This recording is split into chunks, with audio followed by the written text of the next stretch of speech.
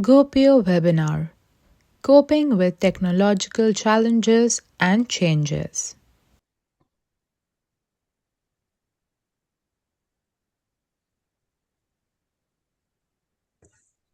Good morning, good afternoon, good evening to everyone joining from all around the world. Namaste, namaskar, namaskaram, vanakkam, kimcho. I am Thomas Abraham, Chairman of the Global Organization of People of Indian Origin, in short form GOPIO. It is my great pleasure to welcome our Chief Guest, former Ambassador T.P. Srinivasan, our distinguished speakers, GOPIO officials, life members, and all participants joining us globally for this webinar. Founded in 1989, GOPIO is a pan-Indian non-profit organization with over 100 chapters in 35 countries. For the past 36 years, GOPIO has served as a global platform for dialogue, advocacy, and community engagement while strengthening the bond between Indian diaspora and our motherland, India. Today's topic, coping with technological changes and challenges, is both timely and critical. We are living through an unprecedented acceleration of technology, artificial intelligence, automation, robotics, data systems, new energy sources, and biotechnology are transforming economies and societies at a pace never seen before. These advances bring immense opportunities for innovation, productivity, and improved quality of life. At the same time, they pose serious challenges: rapid job displacement, skills gaps, ethical and privacy concerns, and a widening digital divide. The transformation is no longer a future possibility, it is already here. The key question is how we prepare our societies to adapt, retrain, and ensure that technological progress remains inclusive and humane.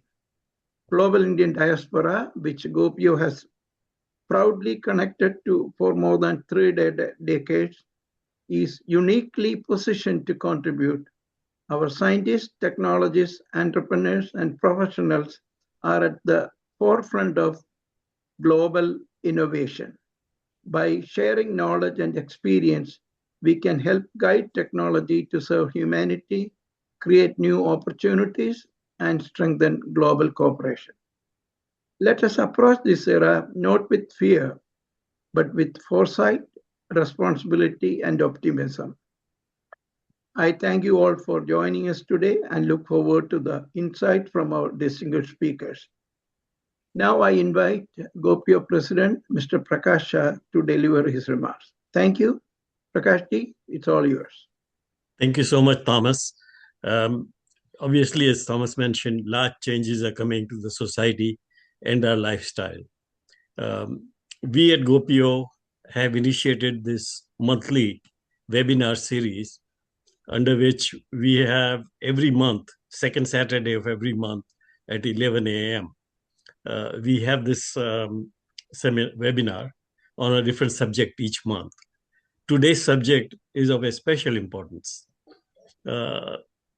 As big changes are coming, driverless cars, battery-operated cars, robotics, and AI, just a few of these changes will result in 30-40 million people unemployed in the United States alone. There is going to be a high need of power and big demands on water. All of these are in short supply. There is a shortage already of critical minerals and shortage of rare earth minerals. So all these are culminating in major changes, and we are the technologists who have contributed significantly to making these changes happen. So we also have a responsibility as a society, as diaspora, to contribute ideas for how to address these changes. What should we do about it? Should we tackle the unemployment problem? So many people are going to get a windfall. from these changes. But then so many people are going to lose their jobs. What should society do other than just stand by and let it happen? Thank you so much. Let me invite Sunil Roberts Vipula to moderate the session further going forward. Thank you, Sunil. Thank you, Prakashji. Thank you, Dr. Thomas Abraham. You set the tone for what could be seen as a very exciting webinar. Folks, this is our last webinar for the calendar year. We've embarked on this journey of having monthly engagement with the diaspora. And my role was to originally conceptualize and help. But today I'm actually stepping in for the original moderator, Dr. Prabhu Guptara, who, due to some extenuating circumstances, had to step away to attend to domestic duties within the family. Because of that, I'm stepping in. Big shoes to fill because he is a thinker, a writer, publisher par excellence, a polymath and multilinguist. But I hope someday you get to have the benefit of him coming back and leading and contributing his thought leadership. Today, I'm very excited to invite a distinguished set of panelists, but more importantly, even our chief guest as well. I take immense pleasure in welcoming Ambassador T.P. Srinivasanji. So welcome. I want to, on behalf of the entire GOPIO family, welcome you to this webinar. And I believe, and I hope this is the first of many of series of engagements that we will collaborate with you. The reason I place that request is you have a very unique voice as a diplomat, TV commentator, and author of several books, a former ambassador of India. You've served India with distinguished colors, and you were a governor at the International Atomic Energy Agency. And folks, today he is also converting all his bandwidth of energy to be an adjunct professor of eminence at a couple of universities. And he's also helping in shaping the academic thought and inspiring future diplomats and foreign service officers. So without much ado, sir, I want to hand over the baton to you, and you address this gathering, please. Thank you. Thank you very much, Sunil. Dr. Abraham and colleagues. First of all, let me say how grateful I am that you have given me this honor to be the chief guest with this very distinguished panelists and audience. Looking at them, I feel that I am the least qualified person among all of us to speak about this subject because technology is not my forte. But nobody can escape the effects of what we call the changes and challenges of technology, whatever be your profession. Even diplomacy, of which I have been practicing for several years, has been changing ever since technology started going these leaps and bounds. There are many, many examples one can give of how technology has enabled and also disabled diplomacy in so many words. So the technology has changed every profession, and nobody can close their eyes to the problems and the prospects of rapid development of technology. And nobody can be indifferent to the tectonic tremors technology has created. Yuval Harari, whom you all know very well, I'm sure, has repeatedly said that the biggest challenge of technology is the speed with which it is moving. So he has been talking about the centuries that an amoeba has taken to take a human form, while artificial intelligence and other new technologies are traveling much faster. So we are the result of an evolution, but what we are seeing today are the effects of revolutions, one after the other. Thinking of these changes, I was following the news the day after we had a test run. We had a discussion, a preparatory meeting. The next morning, I looked at the news to see whether there were many changes overnight since we met. You will be astonished. that there are so many changes in that particular night when it comes not only to technology, but also international relations, just to give you the speed with which things are moving. That day, Oracle announced that their stocks has dropped by 13%. It was a tremor. Then we heard also that day that data centers are being shifted to outer space for various reasons, to make it more effective, perhaps, to more secure. And this is a major change. And even more surprisingly, it was found and announced that semiconductors, who are running most of the business these days, are fast aging, and they will all stop functioning after a little while, which will need a replacement and considerable expense. One had not expected that. On the political side, we saw this extraordinary development. For the winner of the Nobel Peace Prize this year, asked for external intervention in her country. It is exceptional for a winner of the Nobel Peace Prize to demand that others should intervene in her country. Another astonishing thing that happened that morning was the United States had announced a massive arms supply to Pakistan. President Trump was the one during his first term turned around Pakistan and told them that all the money that we are going to give you will be stopped because the money that we had given you for fighting terrorism has been misused. And the same president has given Pakistan so much of arms that it has become a crisis situation in the subcontinent. And lastly, the army chief of Pakistan declares himself the supreme commander of the armed forces. Again, the same day. He also proposed that there should be a SAARC without India. Nobody has ever suggested that.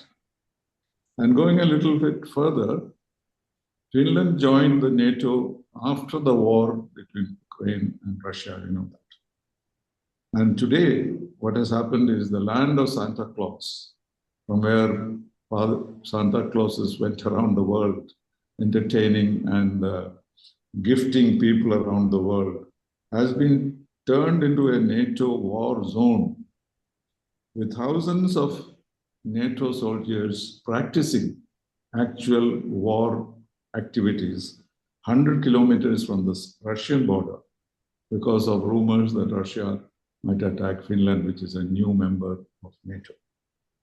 So such is the pace with which turn things topsy-turvy. Beliefs that we have had, understandings we have had about everything in the world has changed. I know occasions when lack of communications has affected diplomatic practice. Without mentioning names, I could say that there was one occasion, of course, Thomas Abraham is aware of that, where we took a decision, the government of India took a decision without the advice of its ambassador there in that country. Because I simply had only one phone and a teleprinter. And for 3 days, I could not contact Delhi. And Delhi made rather, shall we say, uninformed choices and made decisions, which took us 10 years to rectify. On the other hand, technology helped us when to avoid detection when we had the 1998 nuclear tests in Pokhran. What had happened was the American ambassador had come to the Prime Minister, Narasimha Rao, and told him that I know that you are preparing to test in Pokhran. Prime Minister said, I have no information. Where do you get this from? So the ambassador, rather foolishly, handed over a set of pictures, satellite pictures, taken by American satellites, showing Dr. Abdul Kalam and others working very hard in Pokhran too. So Prime Minister Rao was very clever. He told him, can you leave these pictures with me? And he did that. And that eventually led to our being able to keep our explosions secret, even from the CIA and the State Department. And President Clinton was so angry, not because of the tests, but for the fact that with all the sources of information he had, Indians had not allowed it to be detected. So these are two: one, a failure of diplomacy when the communications failed, and the other, a victory for us because of our understanding and our Prime Minister to deal with an issue very effectively. So since things happen like that in such speed, it is not easy to draw up a plan or code of conduct for developing technology. Of course, that is what we are trying to do. That's what we are going to discuss, how to meet the charms and the challenges. This has been in our minds, but the earliest expression of this in concrete terms, what the UN Security Council did when artificial intelligence became more and more in use. So what they did was the United Nations Security Council expressed concern that AI might one day cause conflicts in the world. And also, it might cause instability in the world.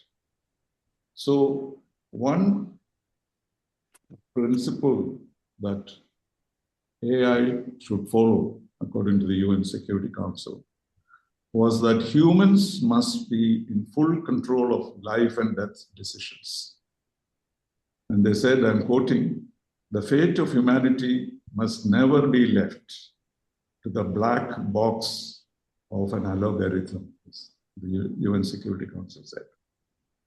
So the suggestion was, they did not know how to do it, but the suggestion was that AI should build binding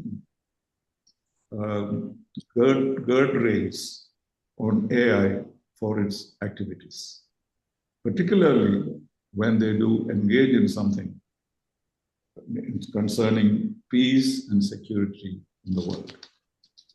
Of course, no formulation was made, no decision was taken, but I mentioned it because such a step has been taken by the Security Council.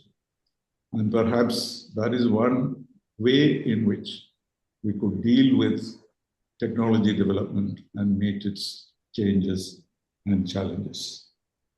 Of course, we should realize that such regularities are not easy to establish because much of transformative technology in development are confidential and sometimes competitive among gigantic private enterprises.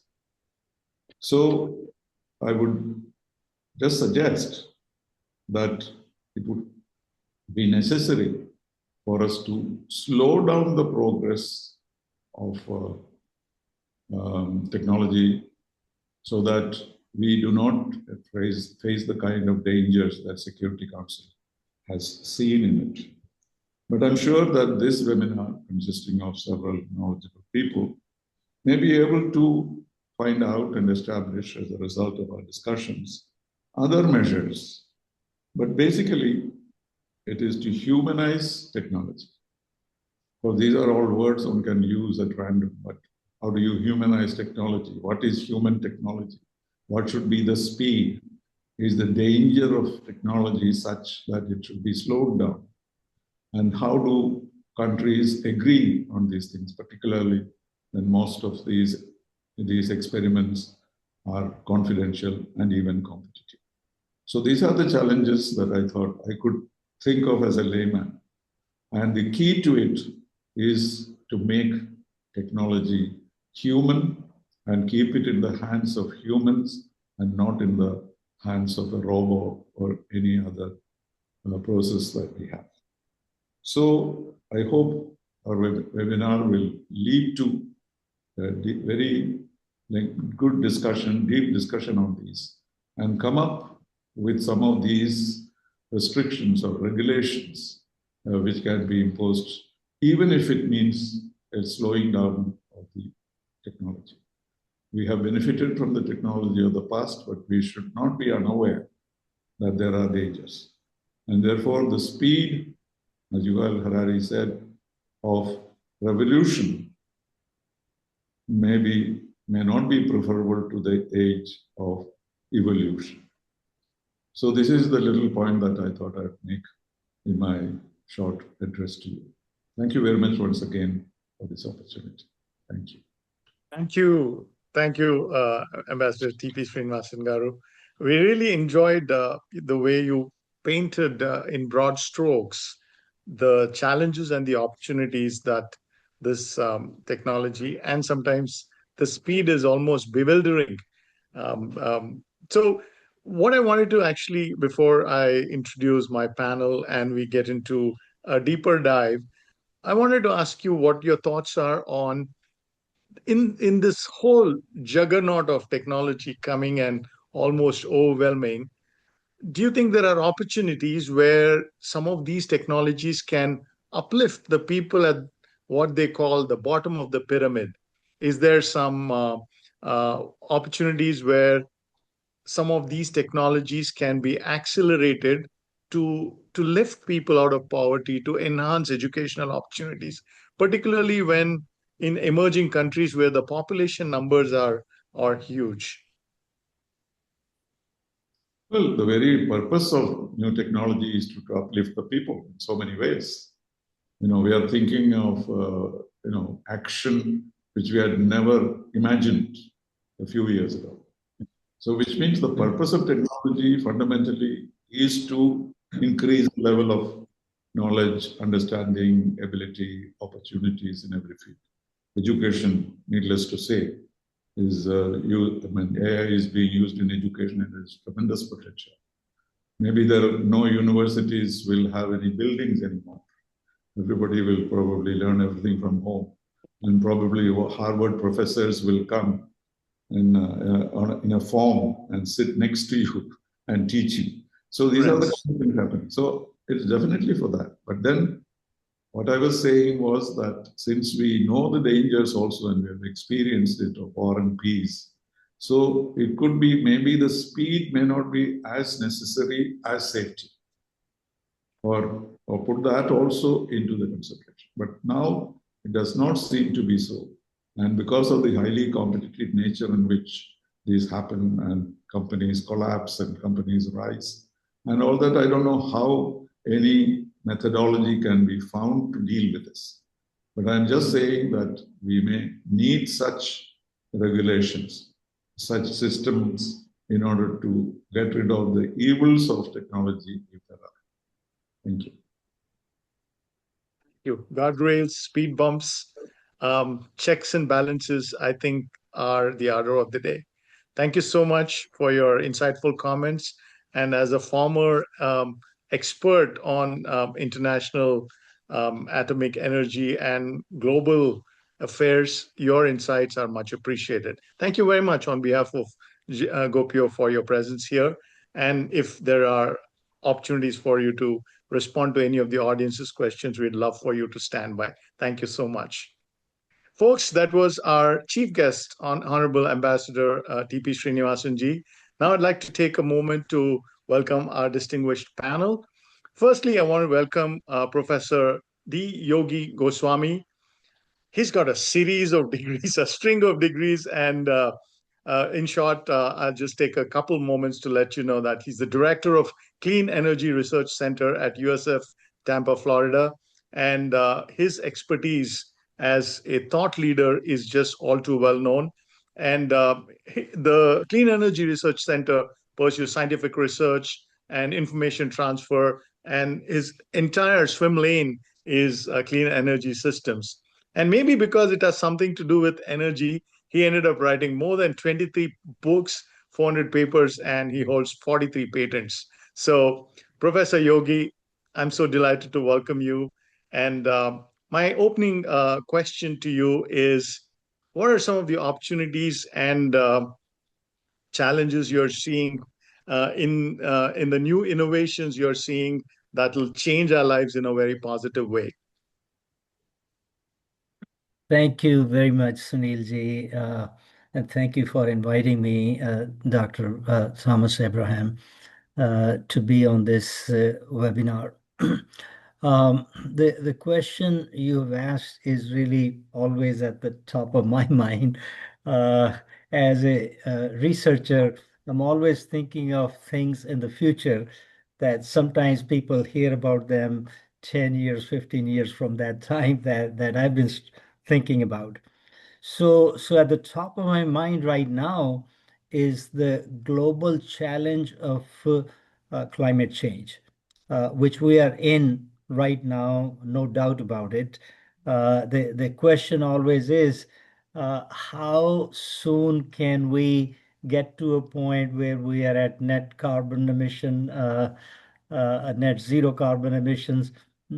And at the present rate, whatever technologies we have, there's no doubt that we will not achieve that even for the next 50 years. However, uh, since I think of innovations and the future, I'm just going to describe a few, just as examples of innovations that might change that trajectory that I've just described about global climate change. So I will describe them in very brief, but later on, if audience have any questions about anything specific I've said, I will then go into it in a deeper sense. So let me share my screen just so you have some.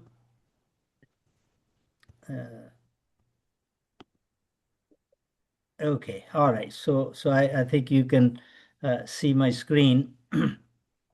And I start with a simple problem, building cooling. Uh, but even though it's simple, even at this time, 25% of all of the energy used in USA is for cooling of buildings. And it's increasing. And with the data centers coming up, that need is going to continue to increase even more. In Europe, in the past, buildings did not used to have air conditioners.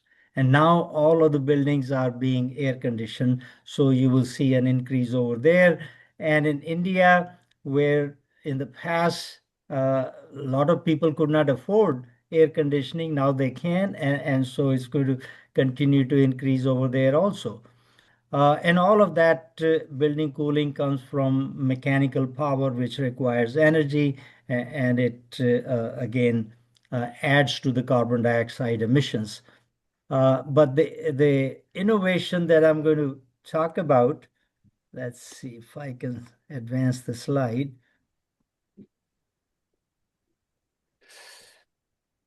Okay, so the innovations I'm going to talk about. I know people in India are all too familiar. In the past, there used to be certain times of the year that people would put something outside, and by the morning it would become very, very cold. In fact, they had even made ice that way. And that was by radiative cooling. That is, you radiate the heat into sky, which is very cold, and that way you can cool something. However, the new innovation is utilizing not the sky, but deep space as the heat sink for radiative cooling. Because the deep space is at a temperature of absolute zero. And so this can happen because one of the researchers at Stanford, Raman was his name, uh, he figured out that there is a wavelength range, 8 micron to 13 micron, for which the atmosphere is transparent. We call it atmospheric window.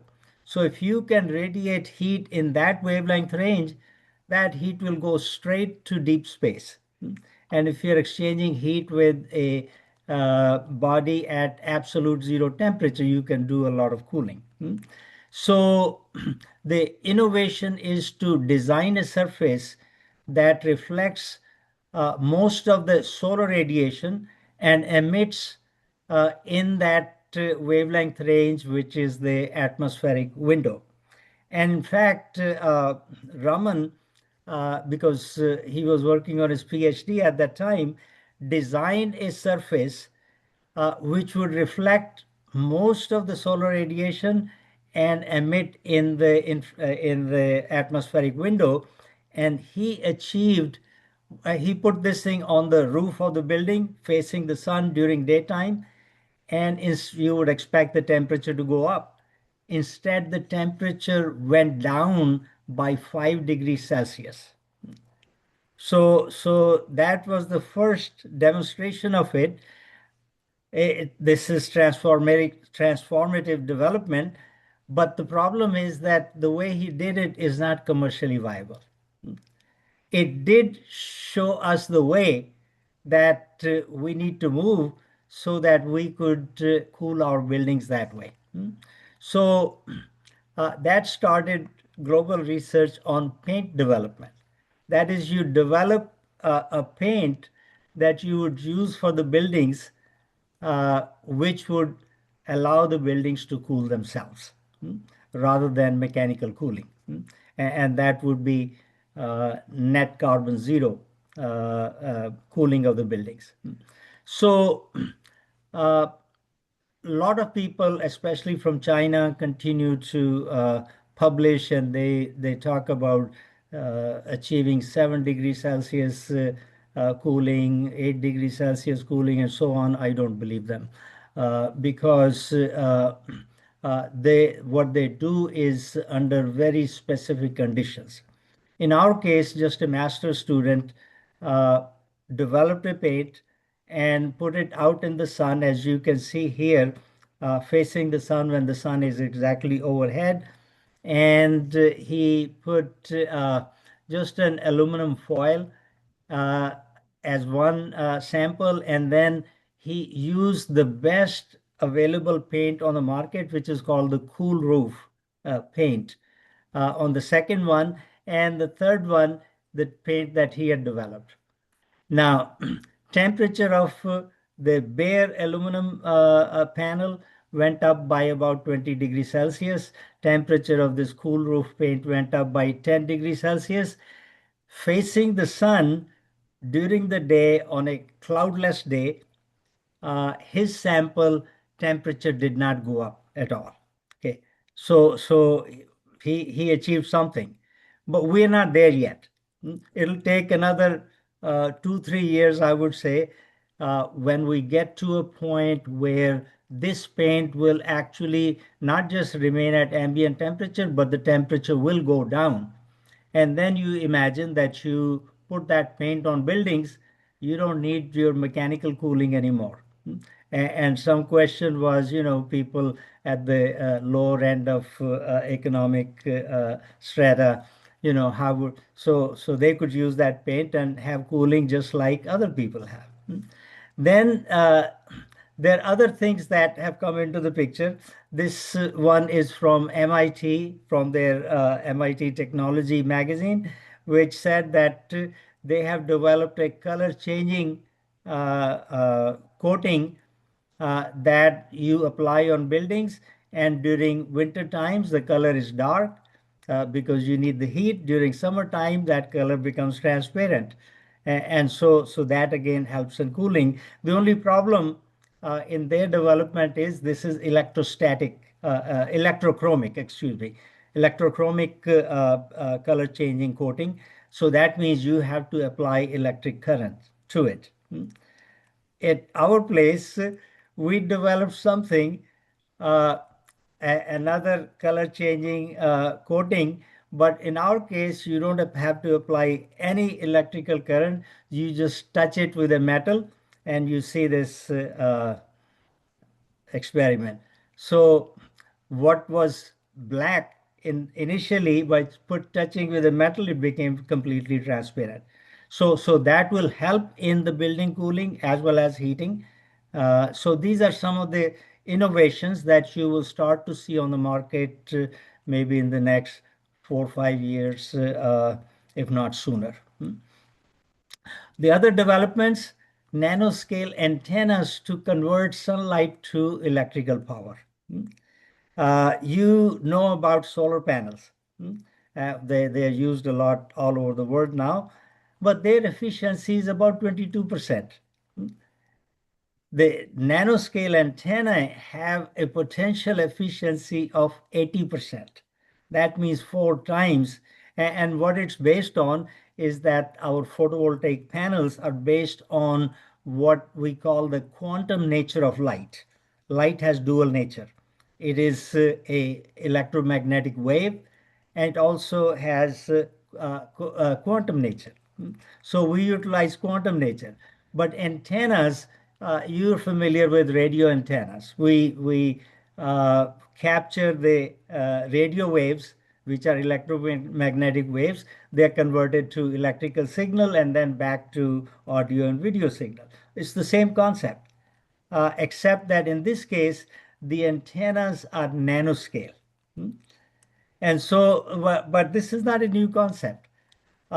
It was patented in 1973 by Professor Bailey, and he was, when I moved to the state of Florida, he was a colleague for a few years before he retired.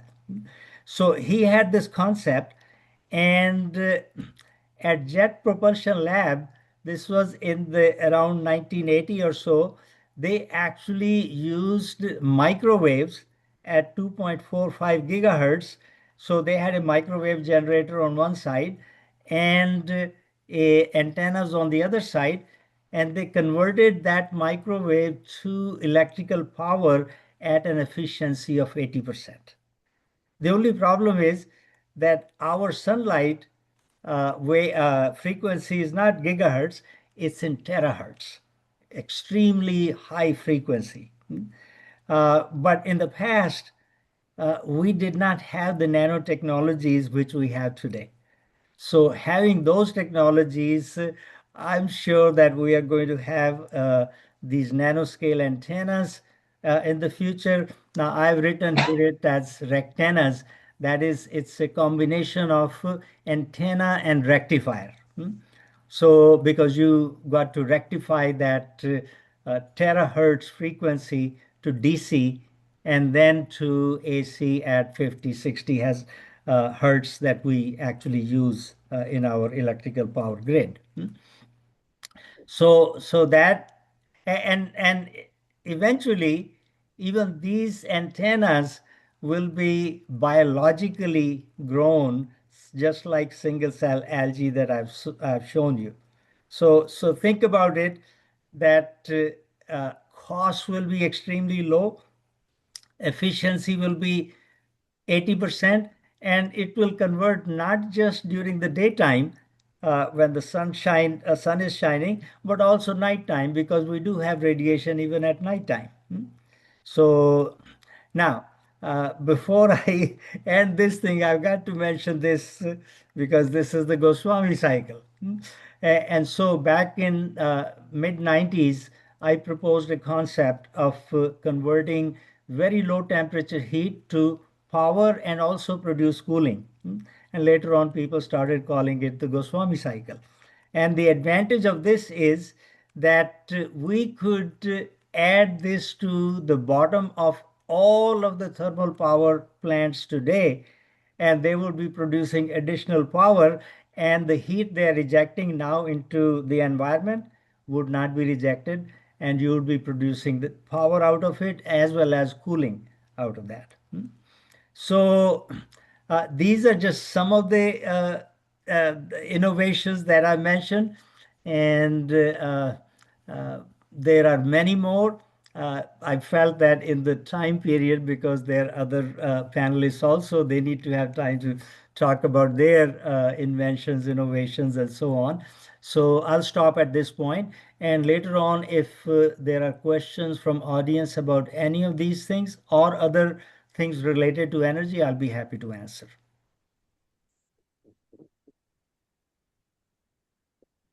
Thank you so much. That was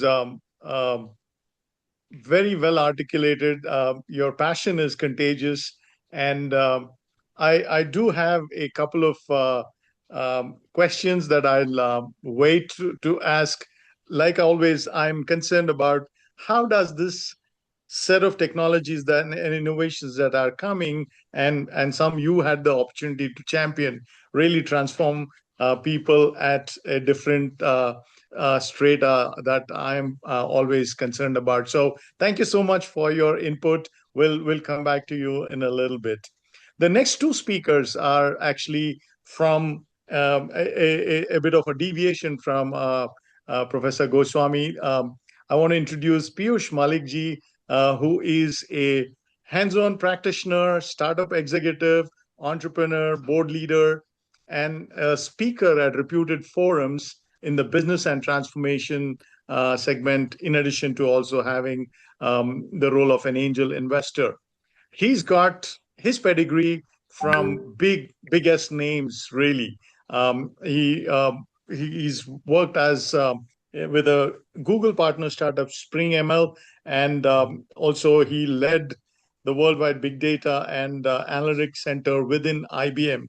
So the names are right up there, and the focus that he spent all his life were in the areas of digital transformation, AI, ML, cloud, analytics, IoT, data management, and engineering. So he's been spearheading initiatives at a very senior level, served as a chief digital and technology officer. So he's got a really ringside view on how corporations and enterprises are riding this technology wave to transform the lives of their customers in different segments of business. So in addition to being a practitioner, he also is a thought leader, and he serves many industry advisory boards, and you may read it all on screen. Without wasting too much time, let's put our hands together and welcome Piyush Malikji. Piyush, over to you. Thank you, Sunil, and thank you, the GOPIO leadership team, especially Dr. Abraham, for the invitation. I've been a fan of GOPIO for a number of years and have attended several events as well. Today, I will be talking about the field that comes from my experience and the data and AI field, and the esteemed leaders and innovators and change makers who have gathered here today. It's no surprise that the world stands at an inflection point with respect to artificial intelligence, and it's not a distant promise. It's an active force reshaping economies, and as Ambassador noted, the political conditions, the economic conditions. Uh, it has impacted culture and daily life as well. So, but the question before us is not whether AI will transform our world, but whether humanity will transform itself fast enough to cope with the change wisely, inclusively, and ethically. And towards that end, I want to give my bird's eye view perspective through some prepared set of slides. And if we can share that, let me see if I can get to it.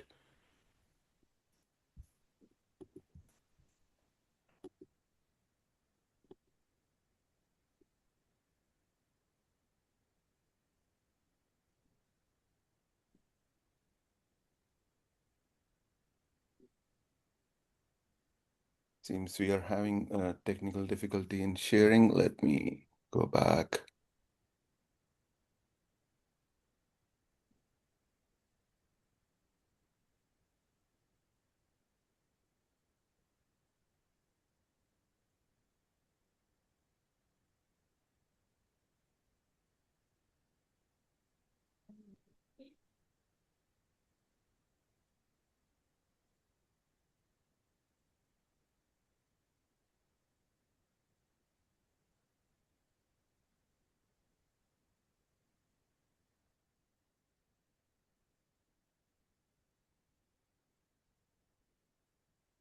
I hope it is visible now. No, not yet. Not yet.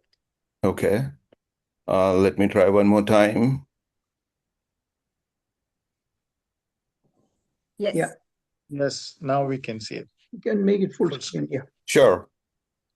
So these prepared comments are about the state of disruption, how did we get here, and some crystal ball gazing at what's coming and what we can do next in this context. The disruption in AI is faster than we have ever seen in our human civilization.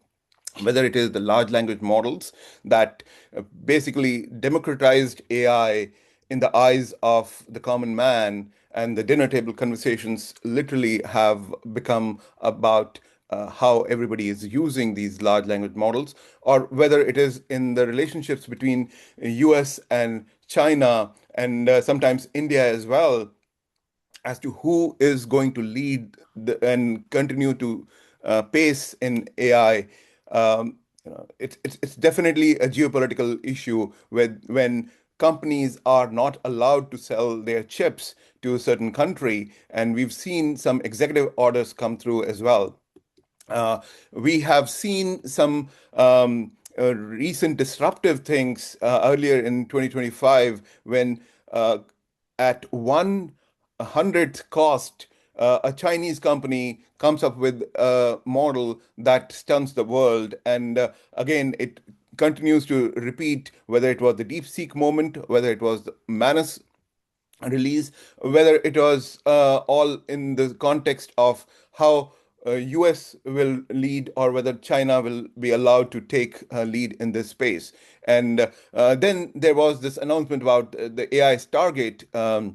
The $500 billion investments, and especially in AI infrastructure, because all these applications require data centers, require the infrastructure which is built on silicon semiconductors to take it forward. And then there are companies coming together, consortia coming together.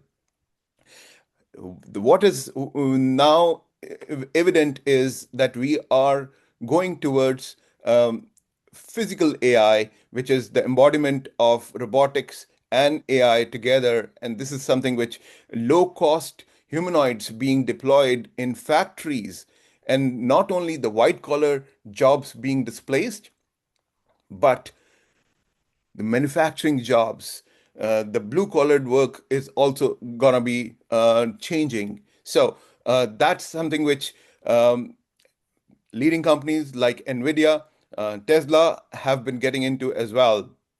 And if we look from the disruption perspective, whatever we knew of internet in the last 20 years, whatever we knew of search since Google came on and displaced all the incumbents in the search marketplace, and whatever commerce that we see, whether it is through Amazon Web Services or any other e-commerce companies, that are being rapidly disrupted by all these apps. And there are some examples of apps on stage where you can generate presentations in seconds with just word prompts, where you can make movies. And these models are getting extremely great at doing whatever a person desires. What this is leading towards is that there are people who will be able to start companies just by themselves and deploy hundreds and thousands of AI agents which will do the task. So this definitely causes some disruption. Just this pace is that such that not only are the technologies getting in every day, but rapid surprises happen. Just in the tech and policy and impact space in the last 5 days, not only did we see uh, progress in terms of deregulation that the tech companies had asked for, that instead of having so many different rules in each state in US had different rules for and regulations for governing AI. Now, Trump has released an executive order saying there will be one rule which has been very welcomed by the tech leaders. And then 2 days ago, embodiment of AI in transportation, a driverless car. 2 years back was my first time I sat in a Waymo and very, very excited about it. And then 2 days back, you see this, the first child is born in a driverless car in San Francisco. And then yesterday, I saw this person of the year. The architects of AI have been declared as the person of the year. And this is something which you can see. Some of these are researchers, some of these are executives in this space. So it's definitely catching our imagination. How did we get here? I'll just very quickly say that, from the old data centers to IBM Watson winning the Jeopardy championship, all of that has contributed to us getting in here. And we are getting in terms of where we are today is that while there are challenges from job losses, there is excitement as well in terms of what possibilities it brings. And a recent study by MIT said that 95% of Gen AI projects fail, and that number could be misleading. I have been in this field for the last 30 years, and I've seen a bunch of springs, AI springs and winters, and those cause for some degree of realization that yes, there is overhyping by the marketeers sometimes, but then it's in the adoption. And challenge is not in the technology. Challenge is how we are preparing our workforce to adopt those technologies, how we are preparing our population for general population for integrating with our entire system so that we can existing flows can be integrated. And as we look in the organizations, how can we reimagine the work such that it is AI first and not retrofitting? The biggest challenge that I have always seen in technology adoption in the IT space is data quality not being correct. And if the AI is being fed by data which is erroneous, obviously the predictions would be wrong. And if the guardrails are not there, there are chances that the hallucinations that the large language models do or other AI systems, if they are operated without guardrails, that will cause challenges. And a lot of folks are in the enterprise doing random proof of concepts without a coherent strategy. So those are some of the challenges that we see. And in terms of getting in how what is coming, I just want to make sure I put my viewpoint forward that it is not AI is not replacing humans as such, but humans who know how to apply AI, and assistive and augmented intelligence is the operative word. And the digital co-workers, whether it is the digital twins that we are able to create, or whether it is the digital co-workers who accelerate the pace of innovation, and that's an exciting thing that's happening. And of course, the large language models are just the beginning. Bigger, better, faster, and reliable AI is coming. The reliability has dramatically improved in the last 3 years since the first ChatGPT model came. And now we are also seeing agent to agent communications. And as I mentioned earlier, the internet and e-commerce as we knew it earlier would be withering away because the next buyer would not be a human, it'll be an agent that would be working on our behalf. Software as a service will be replaced by service as software with human in the loop. AI will be embraced by all industries and professions. It is a no-brainer.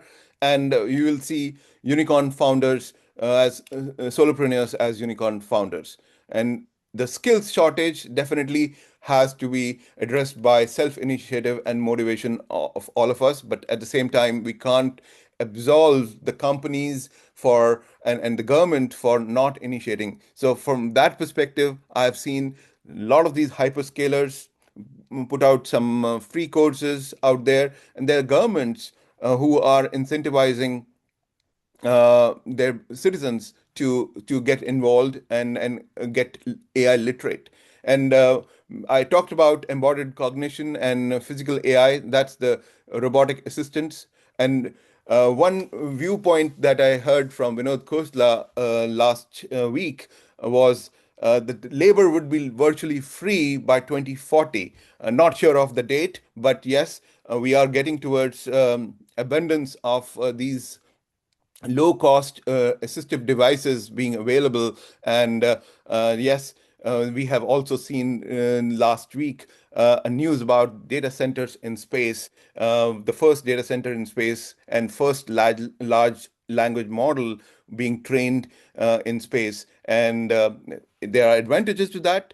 Less cooling, less energy is required, but of course that's the future that we are getting towards. And of course the elusive AGI, which we all talk about, artificial general intelligence, where the machines will be much more powerful than humans. And of course, the application of quantum technologies and AI will reshape our world. But we definitely have to be ready for the next. We can be anything we choose with AI. And one thing which I want to audience to take away is you cannot automate trust, judgment, or wisdom. Let's connect, collaborate, and empower, and let's not forget our humanity. Being human is a gift. Let's enjoy that. With that, thank you very much, and let's continue to work, collaborate, and work towards a brighter future. Thank you. PFG, fantastic summary of all the technologies, the guardrails, what's coming down the pike. And both you and our chief guest alluded to the speed with which this juggernaut is rolling towards us. And you also gave us a little bit of what can we expect in the near future. And that's a very valuable insight for us as we set it up for your bullet number 10, which is basically quantum computing and AI will rule the roost in a short while, is actually also another pet area for our fellow panelists whom I'll be introducing. But before I introduce her, a sincere word of thanks on behalf of all of us. I'll possibly come back to you with a question as soon as we are done with the next two panelists. Thank you so much. So, folks, we've started with our honorable chief guest. He set the tone and the framework. Then we had Professor Yogi share his research and some of the high impact areas in the energy. Then we had Mr. Piyush Malik, who shared how the technologies are really rapidly embracing all aspects of society. And his comment about how commerce will change the world actually told me of a small incident that I'm currently visiting India. And I was told about how these 8-minute, 10-minute, 11-minute rapid delivery systems that have changed most middle class families and affluent families. Apparently, there was a requirement for someone who was working on a laptop, and it required more time for that young lady to go in to a different room and fetch it. And she didn't want to break her chain of thought while she was working. So she opened a window and ordered what she needed. And while she was at her living room, just by stretching out, was able to open the door, grab the delivery from whatever she needed. So of course, she had the wherewithal and the resources, but where we are going as a society is within an instant, we are able to get to what we want.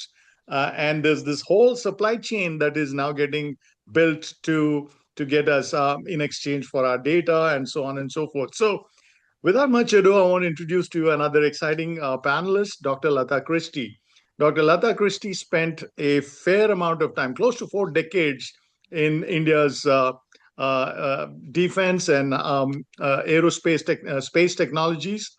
And her focus areas are microwave, high power, direct energy systems, and electromagnetic simulation. She's working on her second PhD, as if the first one in aerospace engineering was not enough. So her focus is trying to blend multiple disciplines and focus on the intersection of AI and ethics. So I'm sure it's a fascinating topic, and she will dwell into a few things. But I would like to ask her and say, in the area of quantum computing and AI, what are some exciting developments? What are some things you're seeing? And what should we be knowing, Dr. Lata Christie?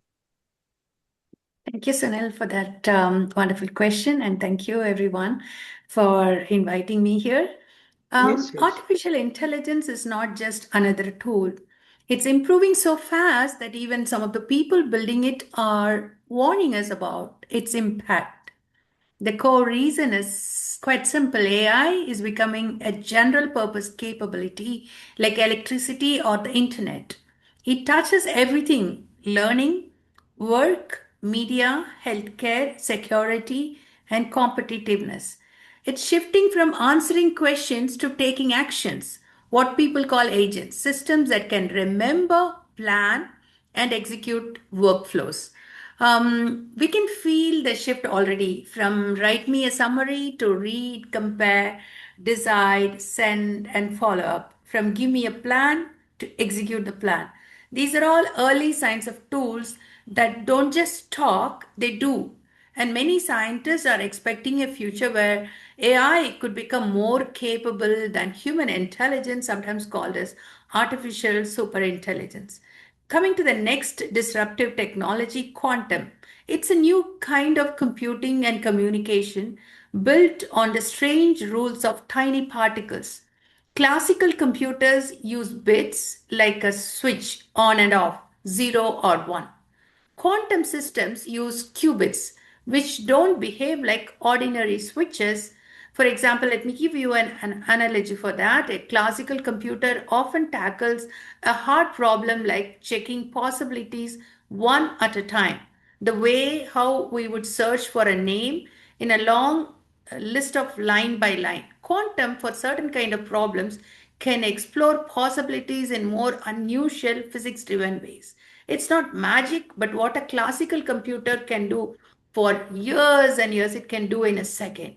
So, but large scale quantum computing is still underdeveloped. But what is moving faster is quantum communication and quantum security, especially QKD, quantum key distribution. The idea is beautifully simple. In the quantum world, trying to secretly listen can leave a trace because measurement can disturb the signal.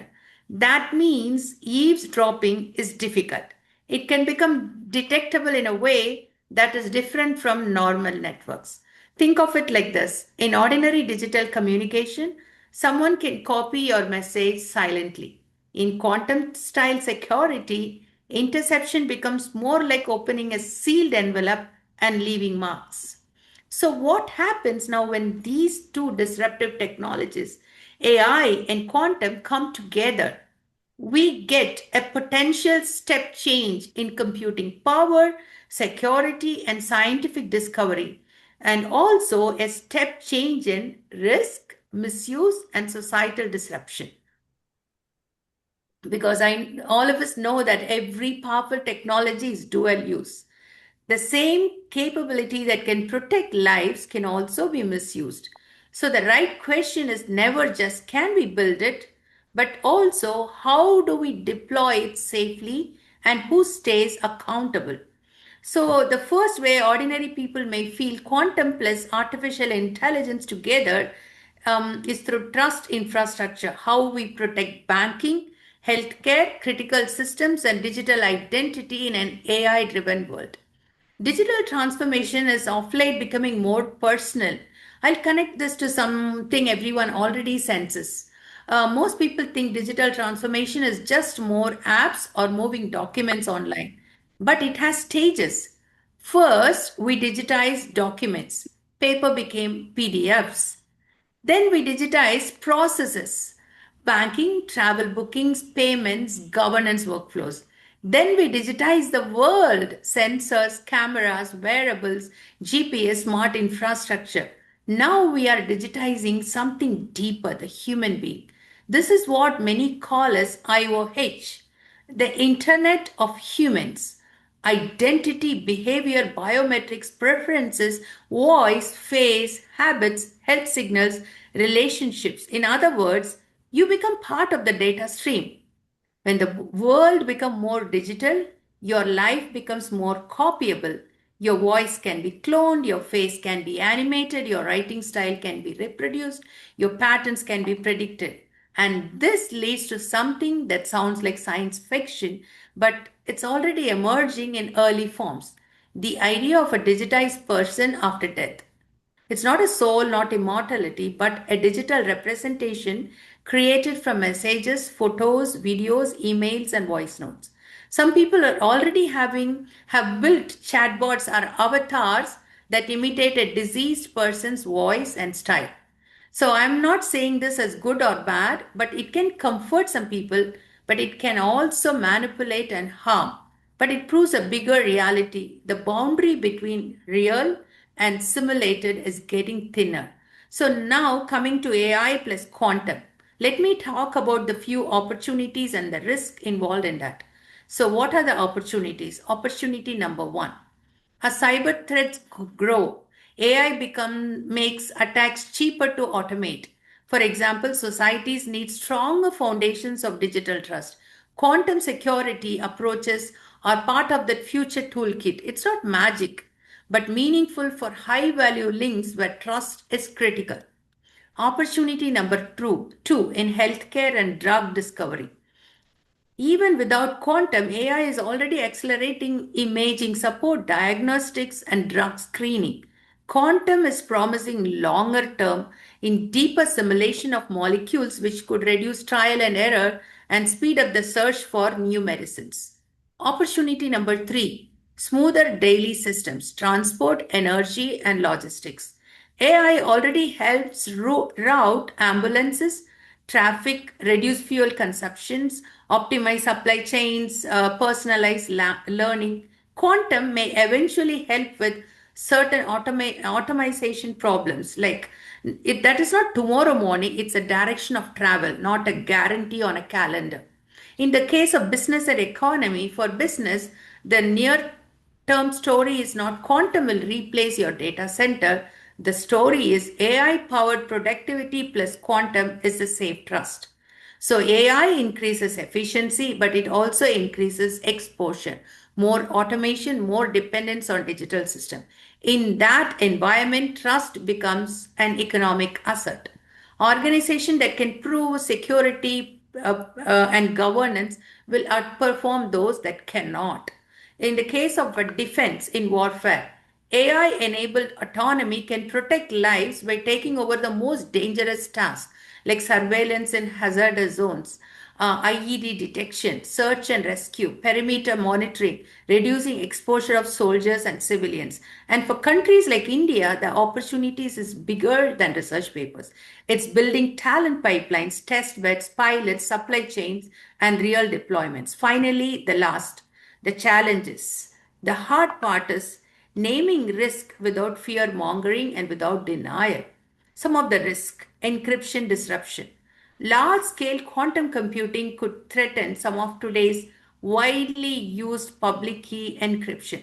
Even if that future is not immediate, the preparation time is long. That's why the world is moving to post quantum cryptography. The key point is simple: security migration take years. So we need to plan early. The risk number two: AI accelerates cyber offense and deception. It can automate phishing, impersonation, misinformation, malware writing, deep fakes. It lowers the cost of manipulation. So we are entering a world where seeing is not always believing, where trust must be engineered. Last, governance lag. Technology moves faster than laws and social norms. So the risks we face are not only technical, it's ethical. Who is accountable when an AI system makes a harmful decision? How do we reduce bias and discrimination? How do we prevent unsafe autonomy in high stakes settings? How do we protect children, privacy, and democratic processes from synthetic media? And finally, in future warfare, the biggest danger is speed without judgment. And that is very dangerous. And so, what should we do? We should treat quantum plus AI the way we treated aviation or nuclear energy. And I will close with a line that keeps this human. Quantum may change the limits of computation, and AI may change the limits of automation, but our real job is to protect the limits of human responsibility. Thank you. Said, very well said. You really put the whole thing in perspective. I love the way this pattern is emerging right from Professor our chief guest T.P. Srinivasanji's introductory remarks to what the other panelists had said, and where you left it, where you talked about all the issues that come staring at a society that is embracing technology faster than we can actually recognize it. So you brought the all the human elements wonderfully well as well, Dr. Lata Christie. Thank you so much for your contribution. I will potentially come back to you with a follow-up question, but before that, I'd like to joyfully welcome our last panelist, Mr. Philip Thomas, a dear friend, neighbor from our neighboring Pennsylvania. He's a serial entrepreneur and a digital transformation leader, and he's worked on a lot of AI-enabled modernizations. And he looks at it from a customer perspective, and he advises and leads enterprises, hospitals, and patient engagement apps, and so on and so forth. So much of his work has been in improving customer satisfaction, and how do customers or enterprises look at it from a customer centric viewpoint. And he's also, like our other speakers, a mentor and a thought leader and an advisor in his neighboring Temple University. So without much ado, Philip, I just want to hand over the baton to you by asking, what are some of the exciting developments that you're seeing, or some of the challenges, and what keeps you excited? Sure. So there are several, within the world of AI, there are several opportunities and challenges. But let me just say this first. Even as I listen to all the speakers before me who have been so accomplished, I must confess that I get the feeling of being a little bit like Munna Bhai, if you remember the old movie from Bombay, where there are all experts before me.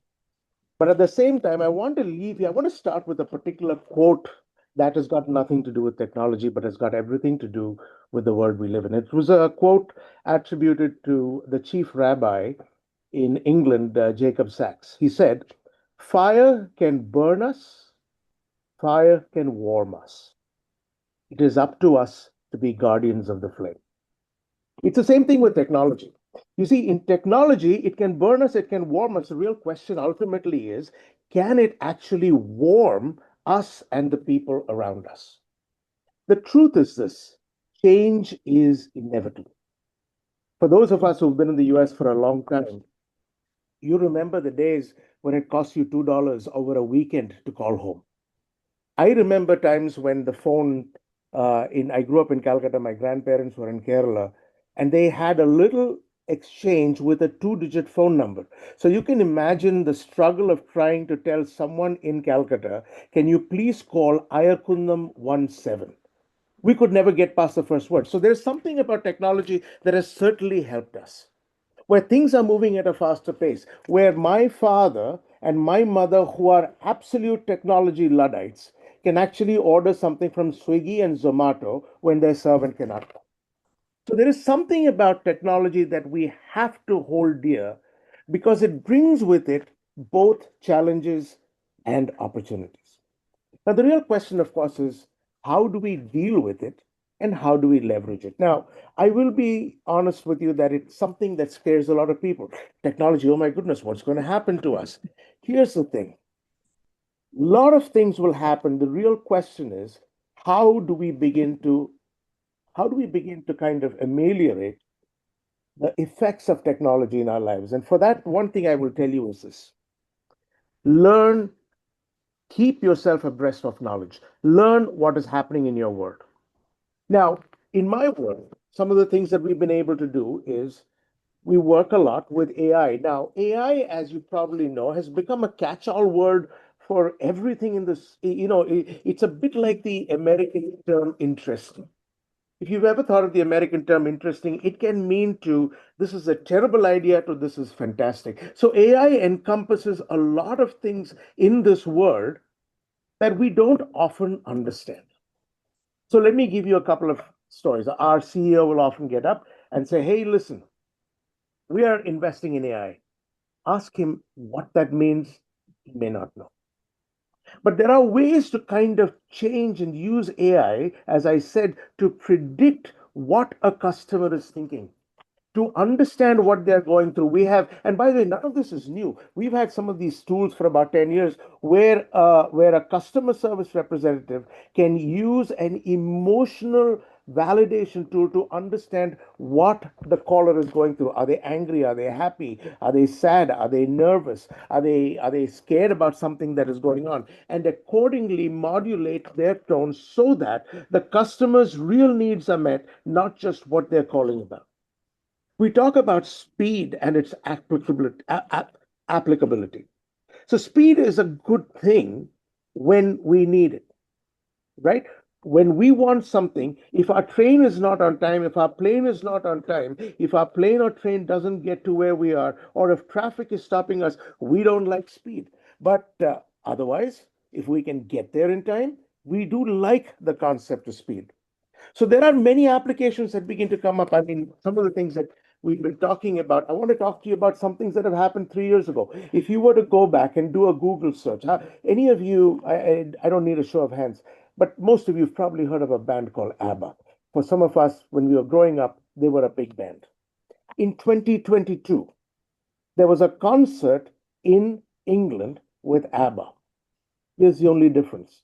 There wasn't a single member of ABBA there. It was a complete hologram experience. Now imagine if I want to talk to my parents and AI allows me to speak to them via hologram as opposed to WhatsApp or as opposed to video. How would life change for us? How would those technologies actually help us? What if I want to get together? I mean, think about it this way. Here we are talking on Zoom. Can you have thought of talking on Zoom 10 years ago?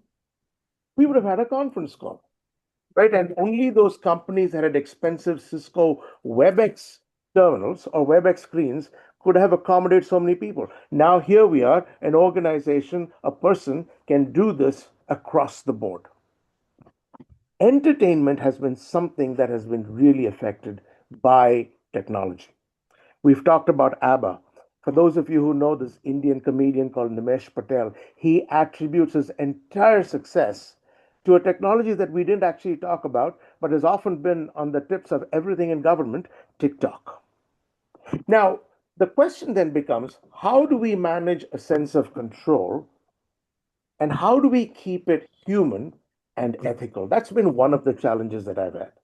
How do I implement technology within my own spheres without losing the humanity or crossing ethical lines? And let me tell you something, that is one of the hardest things to do.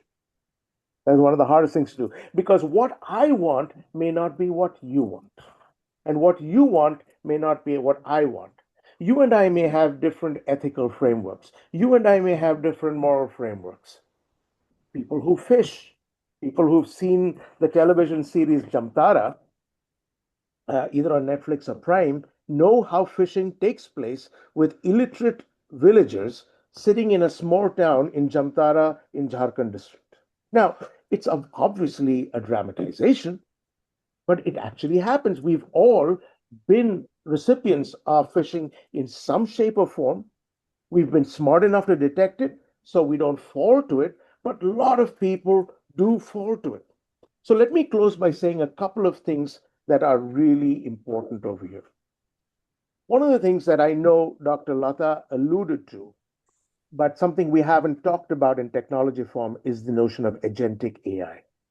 Agentic AI takes what we know of AI and creates actionable instances. So I don't know whether you are in a large corporation or whether you run a little neighborhood store. I have a young son who runs a pizzeria. Agentic AI can actually help him manage his inventory and also help him create schedules for all of the employees that have to come in during dinner time. This is something that I would highly encourage all of us to focus on. The second thing, and again, this was also alluded by, I think, by Piyush, but the idea that we can create our own movies, create our own songs. AI and technology now gives us a chance to actually follow passions that many of us couldn't. I'm sure most of us who grew up in India, we probably were told by our parents what we should be or what we shouldn't be. I was talking to a friend the other day who said he wanted to be an artist. His father said no. So he said, okay, what if I be an engineer? His father said no. And finally, he became a neurologist. Right. So but there are passions that are within us, whether it is in the creative side, whether it is in the cooking side, whether it is in being a motivational speaker. Technology allows us to do this. So what we can say now is, if we begin to focus our passion on focusing it on the technologies that can help us grow and help us simulate it and help us expand it, this is the right time for it. The next thing I want to talk about finally is something we haven't really talked about, which is the notion of how do we use emotional intelligence to deal with changes that are going on. I'm going to give you a very old story. It was 1997. For those of you who remember when Deep Blue played against Garry Kasparov, the chess match. Deep Blue won the first, I'm sorry, Kasparov won the first match. But the second match he lost. And at the end of all of this, they did a bit of a kind of deep dive into why he lost. And then the engineers of Deep Blue said something that was so unique, and this is applicable to us. They said they had programmed Deep Blue with some of the best chess moves. But inside that, they added one move that was completely random and would make no sense to any chess grandmaster. That move was executed, and Garry Kasparov lost his bearings. He could not understand what was behind that move. It was a stupid move, it was a silly move, but it was a move that completely took Kasparov off his game, and he lost that game. He resigned. You see, emotional intelligence is like those random things that happen. It teaches us to deal with those random things that happen in our lives. Even within the idea of focus and passion, one thing I forgot to mention, I live in the US, so in America, Christian contemporary music is a huge thing. It's a $20 billion market. Recently, there was a piece of news that the number one album in American Christian music was someone called Solomon Ray. You know what is interesting about Solomon Ray? Solomon Ray does not exist. Solomon Ray is just an AI tool that took the best of voice, that took the best of things, that began to use data to see what people like, and created an album that is now the best-selling Christian contemporary music album in America. Now, think about that for a moment. Think about that. If you can master that technology, you don't have to be Taylor Swift. You can be famous. And final thing, and this is something that I know Piyush had focused on and others did as well. It is really important as we build our technology to focus on the difference between how it benefits humanity and how it benefits me. The difference between humanity and self is something that you and I must focus on. There are a lot of things that are good for me, but there are a lot of things that are bad for humanity. I can make money, I can be a billionaire, it doesn't always help humanity. But if we can begin to have those ethical boundaries and have conversations like this around the world among each of us, we begin to develop a commonality in ethical framework, not because we buy into it, but we understand what our peers care about. That's all. Thank you, Sunil. Thank you, Philip Thomas. Very well told some of these stories. I love the broad perspectives that all the four panelists and the honorable chief guest brought. and each of you within from your vantage point of expertise, practical immigrant experiences, and so on and so forth. So wonderful. Folks, I don't know about you, but I felt like I'm drinking from a fire hydrant. Just rapidity of ideas coming, just like AI and quantum. I think this is a high intensity webinar. So I want to take a moment to just throw some follow-up questions. But let me start with Piyush ji first. I'm not sure if Yogi ji is still there, but let me go to Philip ji and say, Piyush, and ask, you've been in data and AI for a while. I see Yogi here. Thank you. You've worked with the best of breed companies. What keeps you excited and what keeps you going? And let me also add, what keeps you nervous or what gets you nervous? Well, of course, what happened in the past is not a predictor of the future, as we all know. So I definitely have enjoyed my time serving clients around the world, even though I've stayed in Silicon Valley for the last 30 years. In those 30 years, I've been traveling to my worldwide clients almost on a weekly basis to 40 different countries that I've served. And what that gave me was a view into problems that companies, large and small, Fortune 500 companies, global companies were facing, and how to modernize their business leveraging emerging technologies. And of course, the common thread in my experience has been the data and applied AI technologies. We used to call it cognitive computing during IBM Watson days. And then now, of course, everybody's adopted the term AI. But long back, AI was not the operative word.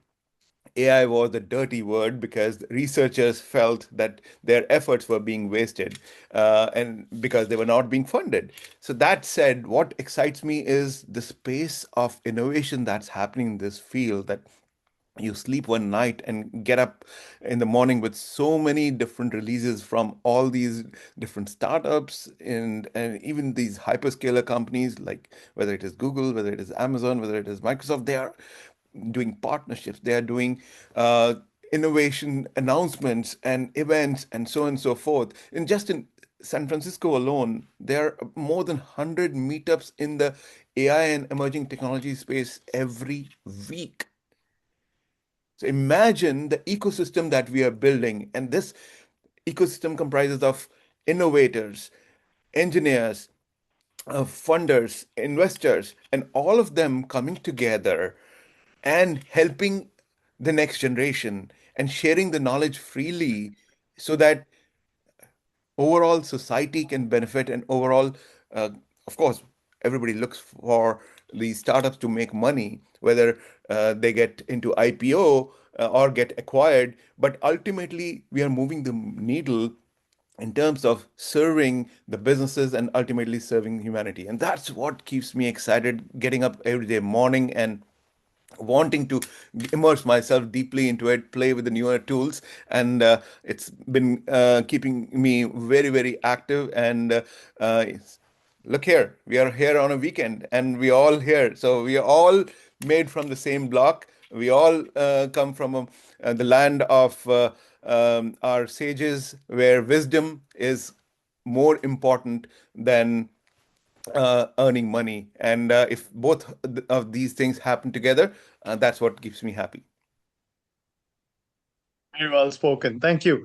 What I like is the immense possibility, but I'm a little anxious about how much time it'll take for it to really trickle down all the way to the base of the pyramid. Really, for me, because I'm from India and because I see a huge base of people at the bottom, my questions are always like, how will it impact the common man out there? And so I'll pose a two-part question, and I request the honorable chief guest, Srinivasanji, to respond, and then maybe Yogi also could chime in.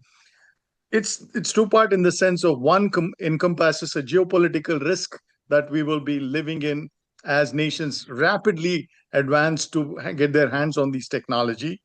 And so, Honorable Ambassador, if you could chime in on the volatile, we are one push button away from a war-like situation that we saw in recent years. So there's a heightened geopolitical risk. Does it cause anxiety in you is my question.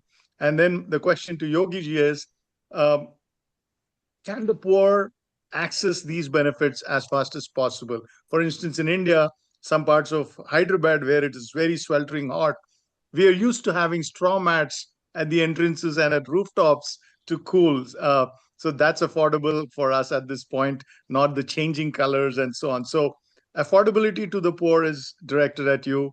The geopolitical risk for Ambassador, please. Thank you very much. It's already 11 o'clock my time, Sunday night. So I'm not at my best. But I'm glad you asked a geopolitical question rather than a technical question. As I think I hinted in my initial talk that the world is topsy-turvy, that we all understand. It's not only topsy-turvy, it keeps changing by the minute, depending on the temper of a single man somewhere in the United States. So geopolitical risk is much more today than ever before. And we are just waiting that this period will be over. But that doesn't change the rapidity of the changes in geopolitics. The reality is that the post-World War system enshrined in the UN Charter is dead. There is no possibility of the UN doing anything when a permanent member of the Security Council invades another member of the United Nations. This was not expected. In fact, somebody raised a question, if that happens, what will you do? And everybody laughed. They said, oh, permanent member will fight a war against another member. Impossible. We don't need to think about that eventuality. But we are there now. And the Secretary General is persona non grata in a member country. You know that. So what is left of the United Nations? During the pandemic, China prevented the Security Council from even meeting because they were afraid that the responsibility will put on them. So none of these was envisaged in the global order that we had in mind. And therefore, we are all in the process of adjusting ourselves to a possible new global order. And therefore, people are not trusting anyone else. They're all keeping their plans secret because you never know which camp you will end up and what the camps will be. That's as bad as that. And that is why you find so many issues remaining unresolved. The Security Council is out of it because 5 vetoes are there to veto everything. And therefore, we are actually looking at the possibility of an alternative to the United Nations. After the First World War, we had League of Nations and now United Nations. Maybe time has come to have another structure which would guarantee equality and sovereignty, etc., etc. So it's a very, very uncertain situation. And technology, as I explained, sometimes helps, sometimes hurts political views, and that we have to live with. And that is the interesting world we are in. I heard the definition of interesting in the American dictionary. So it could be either very bad or worth considering. Thank you very much. Thank you. Yogi ji, a short, quick reply from you. Okay, so I'm coming from the technology side. Back, I think around 1981, 82, I was at a solar energy conference and a keynote speaker there.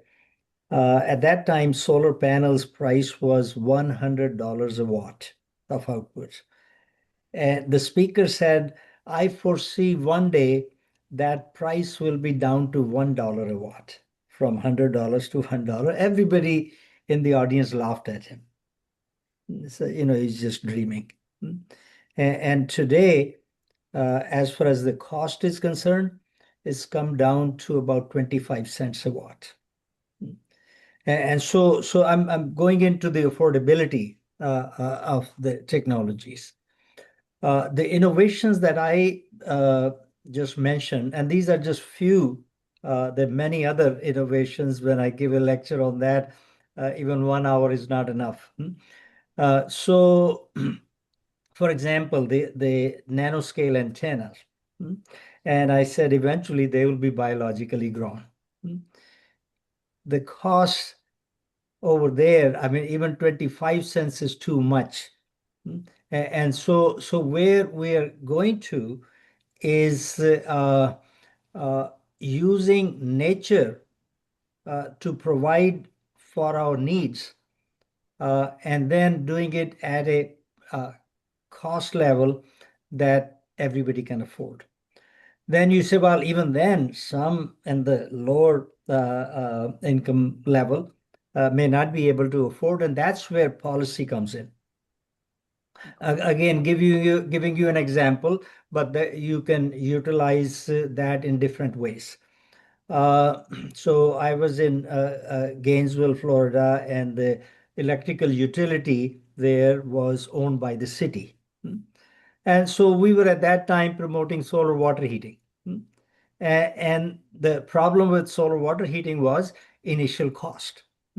It was high, even though you are getting the benefit throughout its lifetime. So I proposed to the city that the utility pay for the initial costs and charge only that much from the customers that they are saving from that solar water heater. And eventually, in about 10 years, their cost will be paid with interest to the utility. Utility will benefit, and so will the customer. So point I'm making is you can come up with policy where it is a win-win situation for everyone, and you take that burden of initial costs away from poor customers. So that's the electrical power production. I gave another example of cooling. Now, right now, poor people just cannot afford cooling. But if you have a paint that can be applied as spray paint and that cools your house by itself, because it is using nature now, because we are utilizing the way nature exchanges heat, and that is by radiation to deep space. And that becomes affordable for even poor people. And so then again, policy comes into the picture as to how you help the very poor in the initial cost. Fantastic. Thank you for those wonderful responses.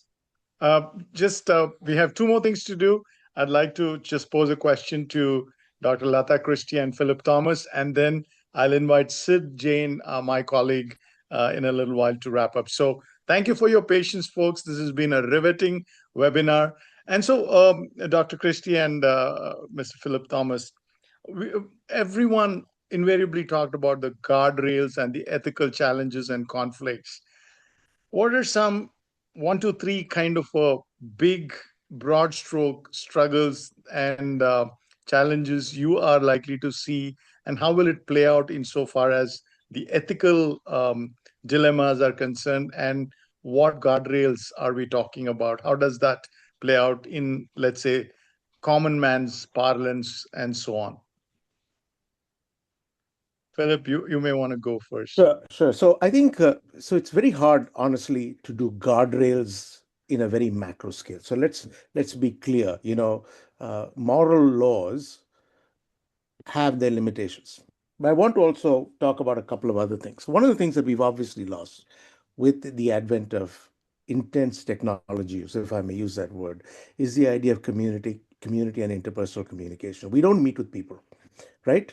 The fact is, because we don't meet with people, we don't really know what affects the other person. So I think along with the idea of possibility, we've got to start bringing in the concept of positivity. I mean, see, the change is happening. I mean, change is inevitable. We can't fight change. The real question is, how do we deal with change and how do we make it a better world?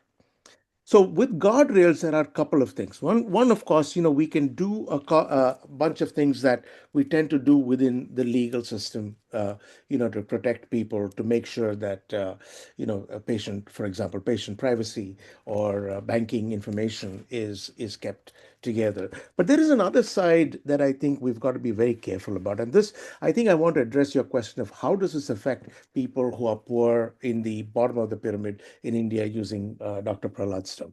See, we have a very unique concept in India called Jugad. And many times the government tries to stop Jugad, which is a problem. We should not be stopping Jugad. We should be allowing its expansion so that they begin to understand the limits of their creativity within the concept of the world at large.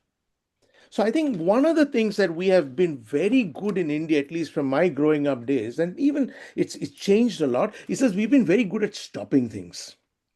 The real question is, how do we allow things now?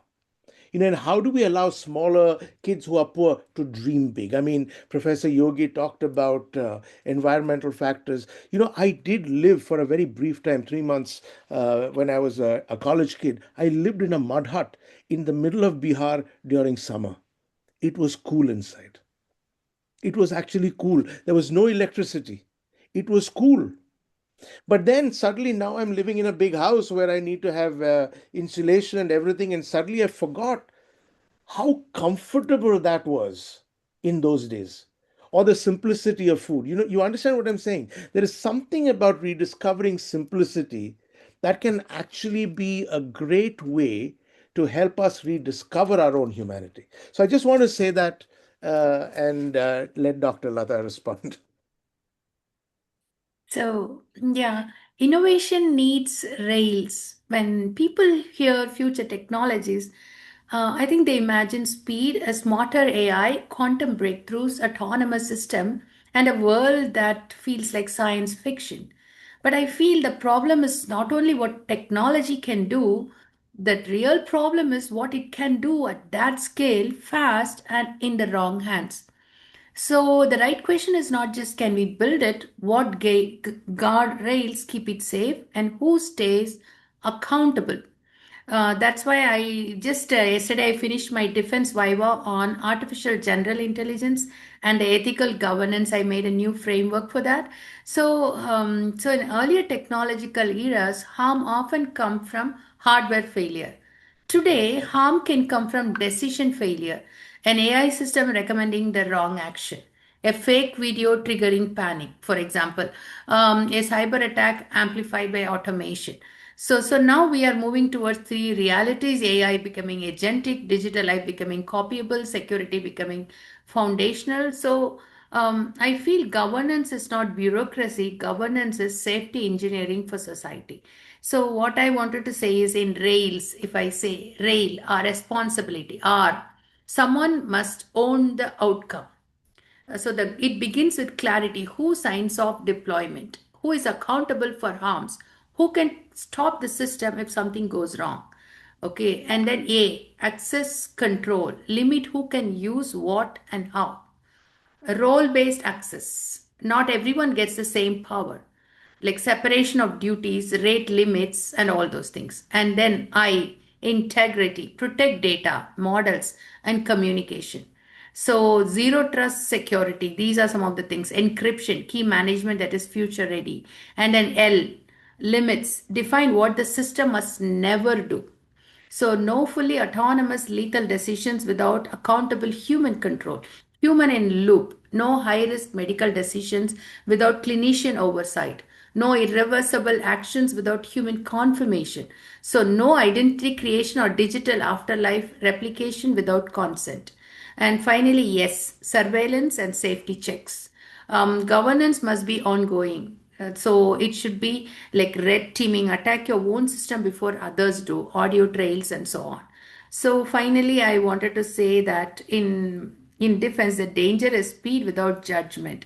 So governance is not only laws. People often think governance means a regulation. But governance is a stack of technical guardrails, organizational guardrails, legal guardrails, social guardrails. So the finally I want to close with one line. The future belongs not to the most powerful technologies, but to the most trusted technologies. The one we can audit, control, and hold accountable.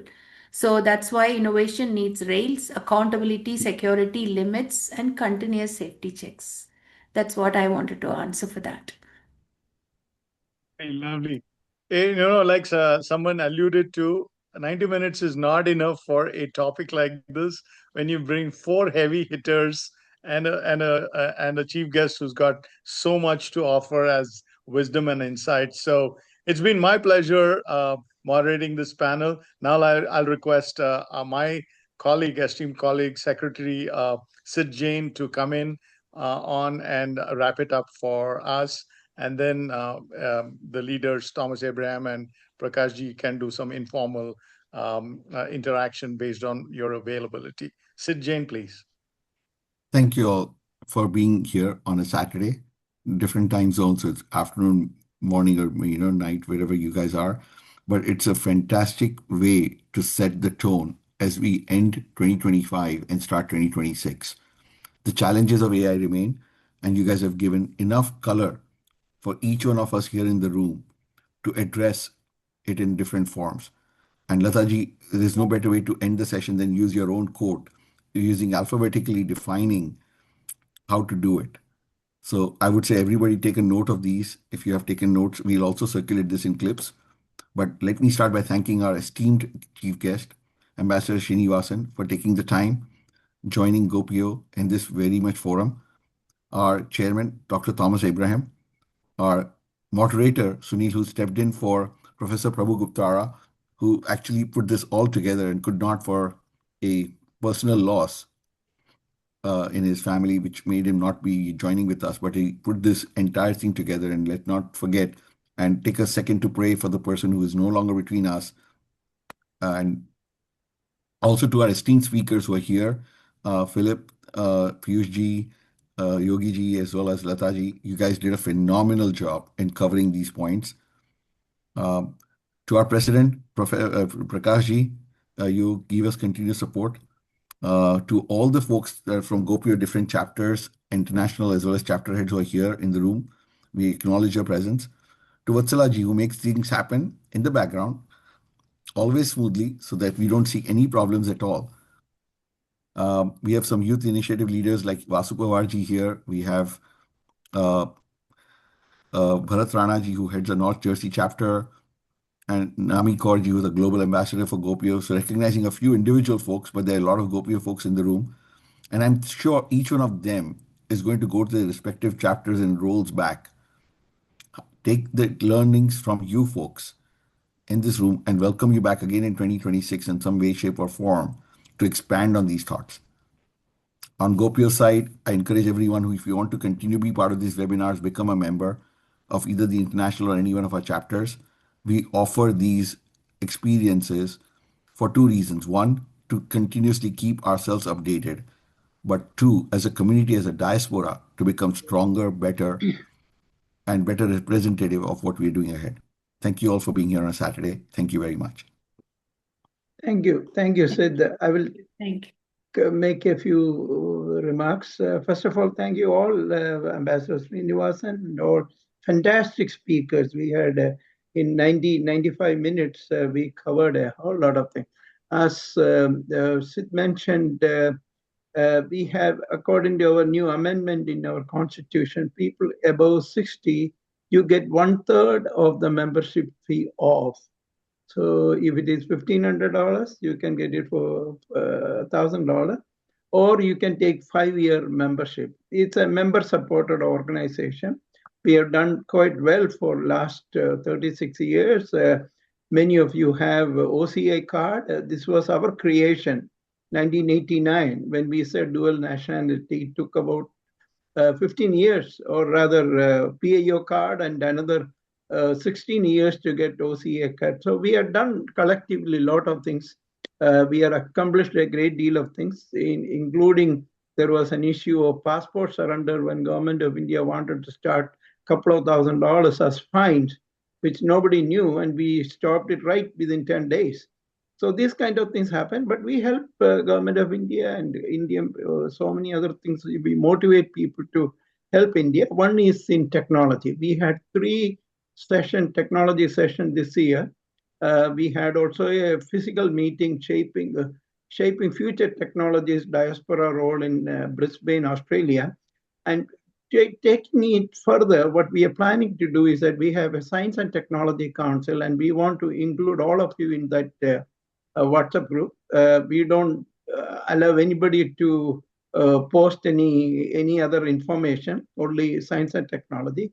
And to take it further up, what we plan to do is that we are going to create a network for each of the technologies separately, whether it is advanced material, nanotechnology, solar energy, AI, quantum computing, so that we will develop a global network of Indian scientists, entrepreneurs, engineers, so that they can all be communicating each other and know each other.